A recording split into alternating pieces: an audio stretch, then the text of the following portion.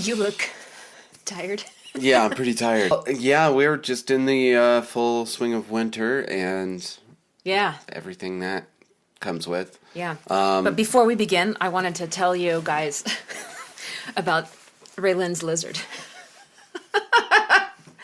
So good. We are. This is not about music, but yeah, we are refocusing the podcast. It's going to be mainly reptile based from here on out. So Raylan, studio manager at Performance High and top-notch vocal coach and player of many instruments. She has a pet lizard named Quetzal, Quetza. And apparently, recently when Raylan went on vacation, Quetzal got lizard constipation and wasn't pooping. And so Quetzal didn't poop for 2 or 3 weeks. And so Raylan asked her vet, Rebecca, what to do, and Rebecca said, get Quetzal a little vibrator and rub it on her stomach. So Raylan did, and it worked, and Quetzal took a big poop. So Raylan texts who she thinks is Rebecca, her vet. Oh, no. And she says, the vibrator worked. Quetzal took a massive Chihuahua-sized poop emoji. And it turns out she actually sent that to Rebecca, the mother of her student, Kada. So, out of the blue, one of our clients' mothers gets this text from one of our teachers saying, the vibrator worked. This creature took a big poop. And when she told us that, I could not stop laughing all day.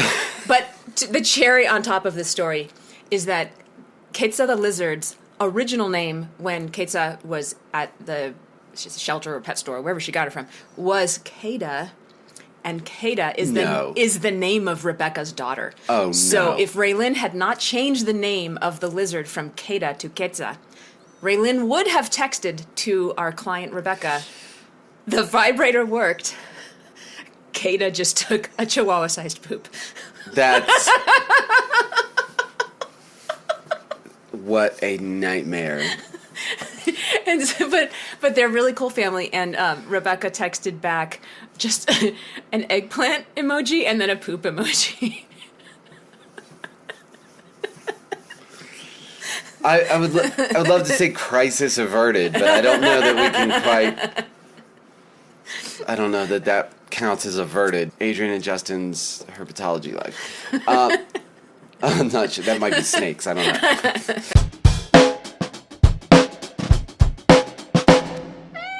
So last night was the Christmas party. Holiday party for all the holidays. Yeah, had a good time. Yeah, we went to Park Center Lounge, which is a karaoke bar. They have karaoke 7 nights a week. Wow. So yeah, they are committed. Straight up karaoke. Yeah. And everybody sang a bunch. Except you. Yeah, well, of course, except me. And Ryan. Ryan didn't sing either. Yeah, we are both too cool for that. Sorry to say it that way. What I meant to say was, we're both too cool for that. Needed to get a little more bass in my voice. No, but it was great. I mean, Nate and Aurora came, and Ryan and Sharon came, and Raylan and Matt, and Ingrid and Ian, and Doug, and Emily, and her student Abby, and her sister. Is her sister Abby? Is that her sister? Yeah. Sister? Yeah, right. And her sister, her brother-in-law, what was his name? With the T. Travis? Anyway, such a great group of singers. Oh, and also Raylan's student, Alexis came. That was her first time singing in front of anybody. Oh, wow. Yeah. Yeah, she did great. She did. Yeah. Yeah, and it was kind of funny because, we are like a lot of vocal coaches and voice students. Mm-hmm. And as I was leaving, this other singer who was just hanging out at the bar was like, hey, great job singing. And I was like, oh, thanks. He's like, there's a lot of good singers here tonight. I don't know what's up. And I was like, well, this is a vocal school here. Yeah, we got a lot of some ringers. We have some voice teachers and we have some vocal students. So he might become a student. He's like, I've always wanted to take lessons. Oh, wow. How long does it take to get better? And I was like, well, you can't say how long it's going to take to get better, but because it varies. Depends on what better means. Right. But, yeah, it was fun. I sang Cornflake Girl. Which, by the way, I didn't even know you knew who Tori Amos was. I can't believe that we still have anything to learn about each other. And you were like, oh no, she was my absolute favorite in high school. Absolute favorite. Yeah. I had all of her albums. I had Until a never certain heard point. you mention Tori Amos. It's just so far in the past. Oh, all these secrets you don't know. Yeah, I guess. You know me. I guess. Well, as it turns out, there are a lot of music artists. So, Yeah. Thousands. yeah. There's thousands. There's possibly, Millions? I mean, you know, maybe not that many. Maybe 200. There's 200 artists. Yeah, probably. No, it's just, it was funny that you were like, you got up to sing and the song started and I was like, how does Adrienne know Cornflake Girl? I had the sheet music for Tori's albums. Like I had like a Tori Amos piano I had music zero compilation. idea. Yeah. Zero idea. Well, that is probably going to be the one and only time that I ever sing that song because afterwards, Ryan was asking me what Cornflake Girl is about, and I was like, I have no idea. Let's go find out. Let's ask the internet. And it turns out that it has to do with female genital mutilation in Africa. Ah. Yeah, and the Cornflake Girl versus the Raisin Girl. So the Cornflake Girls are they're the common ones, and the Raisin Girls are the ones that are hard to find. So the Cornflake Girls are the friends that are easy to find, but they will betray you the way that often family members betray their own female family members Wow. to Even trick them into darker than I thought. super dark. The Raisin Girls are the good ones that won't ever betray you. Yeah. So I Jeez, that's kind of horrific. wish I hadn't sung that song. I wish I'd known what that meant earlier on. But so then to lighten things, I did "Toxic" by Britney Spears after that. Yeah. Well, and that is why I always say you should not learn things. Don't exercise, don't learn things. It's all bad. That's. You know so many things. I know. We were talking. Nate and I were talking last night about like Trivial Pursuit, playing trivia and stuff. Oh, yeah, bar yeah. trivia or whatever. And I was telling him like I'm horrible at trivia because all I retain is like the general concept of things. I never retain exact dates or names or place names or anything like that. You retain an enormous amount of data. If I hear something once, yeah. I mean, you're constantly giving me history lessons. We'll be like having a beer and you're telling me about like a Civil War battle or, you know, the history of this, Well, you know. Yeah, Well, and I I'm mean, obsessed with history. But but even random facts, Yeah. if I hear it, it's weird what will stick in my head. Yeah, and you know, and it's bad. So and there's a lot of stuff rattling around up there, just probably all mixing up and yeah. They're all non-valuable facts. Anyway, gosh, I just thought it was such a great group of people. Mm-hmm. You got together, and it was great to I met Nate's wife, Aurora. Mm-hmm. They were on the way out as I was on the way in. I was a little late. But yeah, gosh, so that was fun. Mm-hmm. And Feels like a busier week. What else did we do? well, we had the Buffalo Rose show. Yeah, right. So yeah, Which was, I gotta say, I hate to like, it sounds like a brag. I was just amazed, like $450 pre-sale. 458. Yeah. So there were probably 500 people there. I I mean, gotta think. Yeah. Shocking. I mean, just really, like, I a lot of couldn't people. believe it. That's a lot for pre-sale. Like, that's just Yeah. unbelievable. Yeah. Yeah. Especially in Golden. Yeah. Yeah. And I have heard a rumbling or two on Facebook among the tribute scene Facebook group that the tribute wave may be cresting, which Yeah. makes sense. It's been going strong. We've for been worried quite about it few for a while. whiles. We've talked about it, yeah. So, I'm interested to see what happens with us over the next year or two. I mean, I believe that this band is going to outlast the fad of tributes because it's a good show. I think it can. It's yeah, super it's strong. just yeah. But it'll be interesting to see if it affects us and how it affects us, and kind of what shakes out. Yeah. Because there's an overabundance of tribute bands. Oh yeah, In Denver yeah. right now. It's really. I mean, I thought there was an overabundance of tribute bands when I moved here over 10 years ago. Oh, my gosh. And I was like, that there were any tributes was like, what's going on? Like, And now there are like 400. yeah. I mean, I bet there are. Well, yeah. I may be exaggerating. Yeah, I bet in Colorado there totally are that Probably. many. Yeah. Yeah. Yeah. Lots of other petty nicks springing up. We were talking about that Oh, my backstage. gosh. So many. Yeah. Yeah. I think we talked about. I think one of the petty nicks groups was at our show Yeah. at the Boot Barn in Colorado. Yeah, we I can't talked remember about if we. Yeah. But now there's a group called Petty and Nicks, apparently. Yeah. Which they're different because we're petty nicks and they're petty and nicks. So Well, we are the Petty Nicks experience. Right, The the- one and only Petty Nicks experience. not a petty nick. So we need to stop just calling it Petty Nicks. We need to call it the Petty Nicks experience. Yeah. Every time we say it. Every time we say it. TPNE. Yeah. TP&E. So we don't That's get- so funny.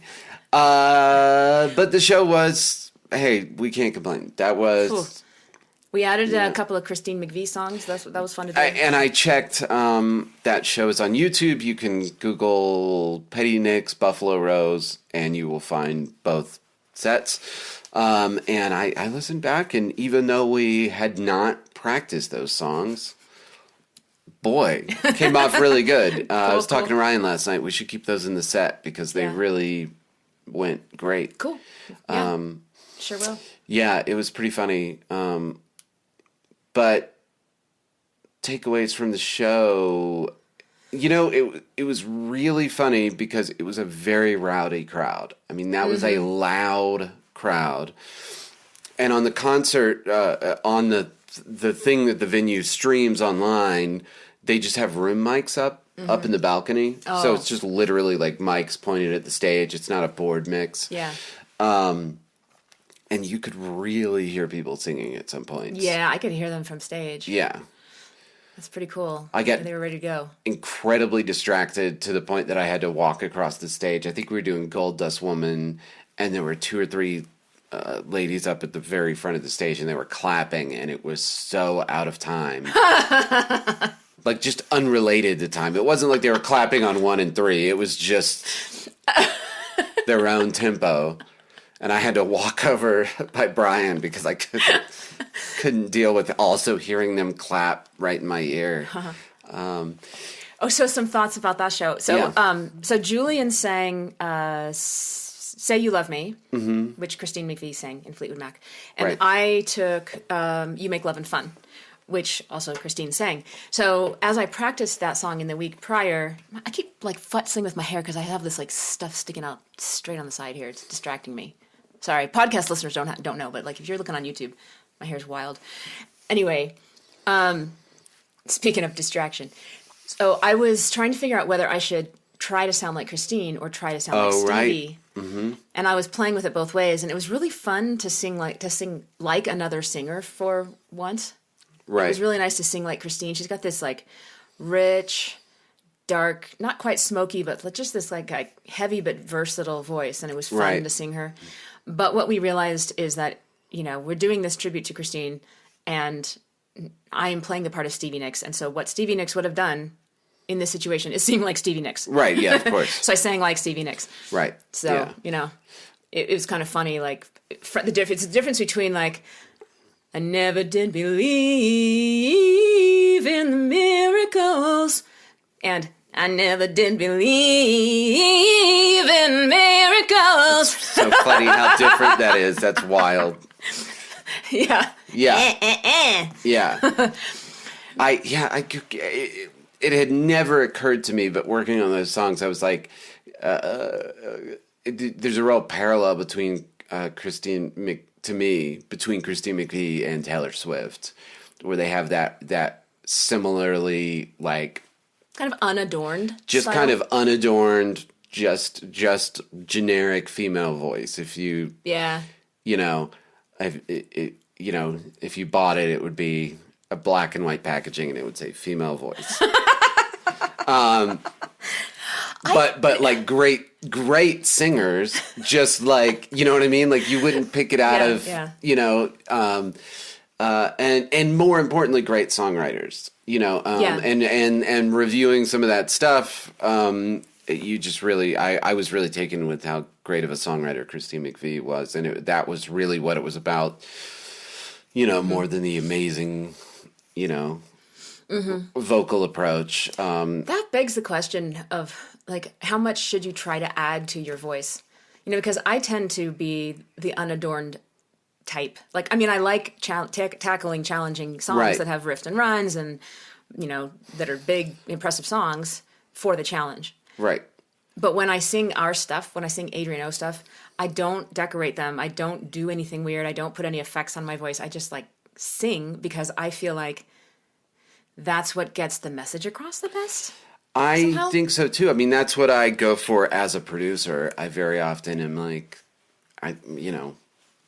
in our circle, I famously hate vibrato. I don't like, and I think if you listen to most classic records that aren't kind of that like 2000s pop, Christina Aguilera, Mariah Carey thing, people are just delivering songs. They're just kind of like looking down camera and like delivering their lines, But it begs the question of like what I should actually, what should I be doing? Because when I listen to Christine McVie and Taylor Swift, I don't find their voices interesting. I'm like, oh yeah, good singers. Take it or leave it. Right. But when I listen to Yeba, she's like this really agile, it's like Abby spelled backwards, or Rihanna or Demi Lovato or or Jen Wigmore, who's got a really kind of weirdly bright and I listened, like, there's all these weird sounding singers, Stevie Nicks, and I like those voices. Yeah. So what's my choice? Like, do I fall into the default of just deliver the damn line and don't try to make it more than it is, or do I want to search for some style? And I guess I would say that in our 2 singles that we released this year, I had a bit of a style. I was leaning into kind of borrowing from Stevie, a little edge, a little, that's brass. True. Yeah. A little power, like some chest depth and some like rah in it. Yeah, definitely edgy. Yeah. It was interesting mixing those because your voice was definitely like slicing through. There was no like, you don't need to add. No, don't need any sparkle on top. No, because it's all there. I thought, especially since I went back and watched a lot of the video, I thought for the crowd, you guys, both you and Julian, were a little too talky when you were talking. Really? Because I cut it back a lot. You cut it back a lot. And we said on the set break, I think, it was like, this is not a, I think that crowd would have responded better to stadium style. You guys were saying sentences, and that crowd wasn't even okay with sentences. Wow. Okay. They needed like, hello. Yeah. You wanna rock? Like whatever. Yeah. It needed to be like short. Monosyllable, like. So I adapted, but I didn't adapt far enough on that one. Yeah. No, and Julian didn't either. And I mean, I thought he did. He's the hype man. He always does that. He was like, "Hey, how you guys doing? You want to, whatever." I felt like it wasn't quite enough. I mean, I'm not being critical, like, because it wasn't like anything didn't land. Mm-hmm. It was just like, I mean, it was the kind of crowd where, and it's why I always say Julian's a natural. He changed Indiana Nights in that one song to Colorado Nights, and the crowd erupted like over the sound of the band was just like rah, and it's just like, it was like a powder keg, like they were just waiting for the spark. Yeah, and it was definitely it was a stadium style crowd where you like hello golden, it was like good lesson. Yeah, I mean, part of it, maybe we won't see that again. Maybe it was the holidays. So a lot of people were, maybe additionally kind of amped up. We haven't played anywhere in a month, and we hadn't played at the Buffalo Rose in a year. Right. That is true. So there was apparently some built-up pressure, I think. Yeah. And we felt a little weird going into that show. I was actually nervous. Yeah. I was nervous not about singing or about getting through songs, because I'm very comfortable with that stuff. But my most recently acquired skill is the crowd work. Right. And with anything that you learn, like the stuff that you've been doing forever sticks with you, but the stuff you learned most recently is the stuff that fades when you don't practice it. And since we haven't had many gigs recently, I haven't had a chance to stay kind of sharp on my crowd work. And that's the part I was worried about, because it's not something you can plan out before you go. You have to feel the crowd and make decisions on the fly. And I was nervous about my ability to do that. And I was pretty proud of how I did, but apparently... You did great. It just could have been better. Okay. But fair enough. Yeah, I was in the same. You said it in an interesting way. It was before we even left for the gig. You were like, kind of said you were worried about having to. Not worried, but you were nervous about bringing the energy to a crowd like that because it had just been a bit. And you were saying you've been a backup musician. For several good crowds, but that's different than being the lead. Yeah, everybody's looking at me person, and it very definitely is. But it went great. I didn't have to bring any energy. They were ready to go. Oh yeah, they were very ready. Yeah. I also thought it was such an interesting thing watching the show back. And, I was fast forwarding through it. I didn't watch it in real time, but so many of the moments that I felt like were very long, like some of the applause breaks at the ends of songs, where I was telling you, it felt like we were standing there taking in the applause for a full minute. And on watching the video, it was like, oh, that was like 8 seconds. Like that. We're moving a lot faster than I think we are. Or some of the extended guitar solos, because that was hilarious at the end. Yeah, I was pushing. Our end time was, I think, 10:45, and I looked. Oh, on the encore especially, I stretched on one before the encore because I knew we needed the time, and then especially when we came back, I checked the time right before we came back on stage, because you do the acoustic part of the thing, and then the band comes out, and we all came out, and I was literally counting 1 Mississippi, 2 Mississippi, 3 Mississippi. As you were soloing it. As I'm soloing, I was literally counting seconds because I knew we needed to get to 10:47 to make sure that there was no chance of another song. No chance of another song.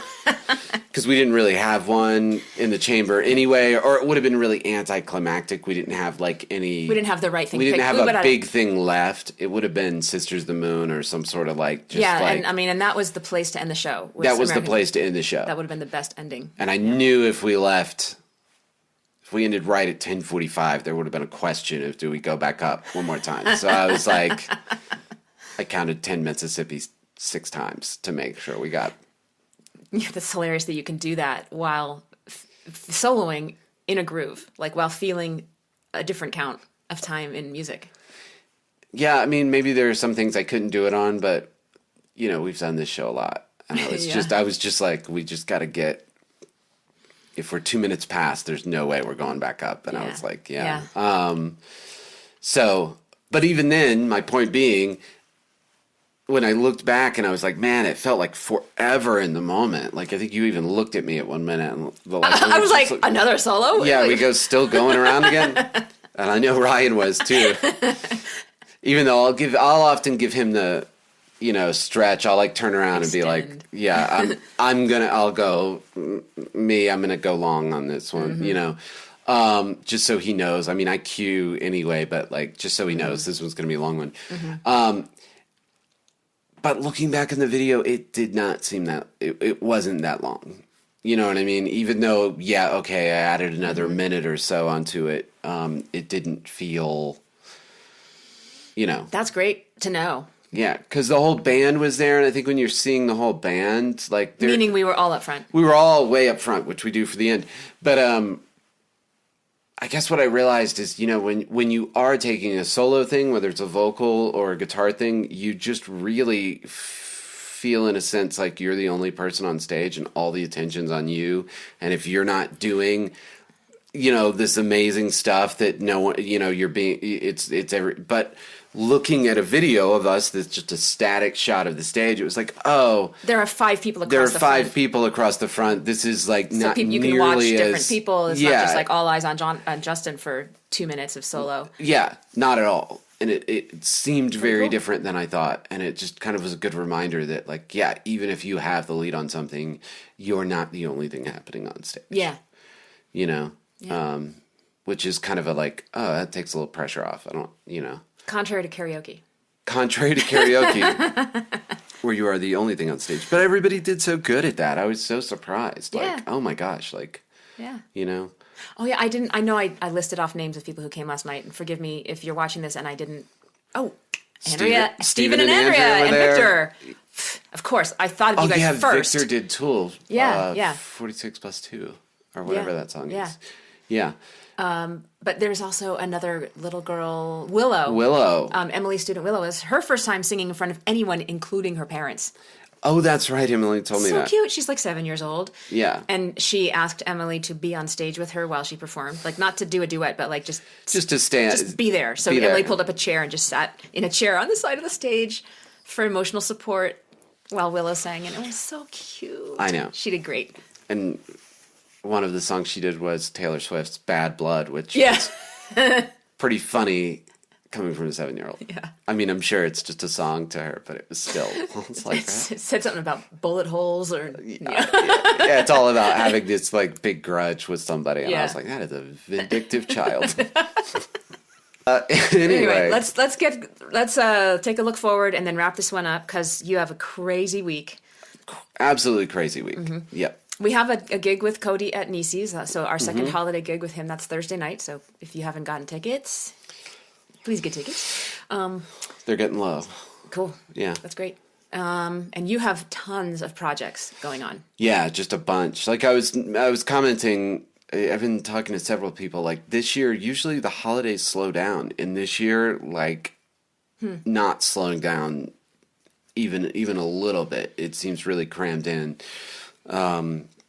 Studio projects all day today, going until about 10 tonight, and same thing tomorrow, and Wednesday doing pre-production for Ipecac, which we've talked about on the podcast, which is, time-consuming, going to be long days, but it's fun doing old school in the room with the band pre-production, not moving thoughts around on the computer pre-production. This is like actually like in the room with the band having ideas, and cool. Yeah, so that'll be great. And then the Cody show, and then flying to Florida. Yeah. So. And then before you come back, I fly to Tucson. So we're not going to see each other for a couple weeks. Aww. We need to rack up some extra podcasts. That's the main thing I thought when I thought about not seeing you for a while. Oh, yeah. Performance High is expanding again in Denver. You knew this, I posted, well, you don't check Slack. Okay. But I do know, I know what you're talking about. Go on. Okay, well, why'd you make that face? Like, what? Because I didn't for a second. Oh, okay. Yeah. Anyway, so we just got access to Studio 5. We've been on the waiting list at Soundstructure since July because we need a 4th room, but nothing has come through because these rooms, people do not give up these rooms. And so I posted a flyer inside Soundstructure. I think I might have mentioned this, but I posted a flyer saying, hey, we're looking for sharing a space. Any bands who want to rent sublease to us, contact us. And so this guy contacted me. His brother has rented Studio 5 at Soundstructure for 15 years. Oh my gosh. 15 years. They have no idea if they even paid a security deposit or have a lease. Like, it's been that long. Wow. And so his brother's finally moving out, and so he's taking it over. He's just going to, like, slide in and take over the lease. I mean, he's going to tell Gene what's going on. Well, yeah, of course, but, yeah. But his band didn't really want to take on the entire rent, so he contacted me, and we are going to be partners in that room. So that's pretty awesome. It's a pretty big room. Not quite as big as Studio 1, but close. Yeah, it's a big one. Yeah.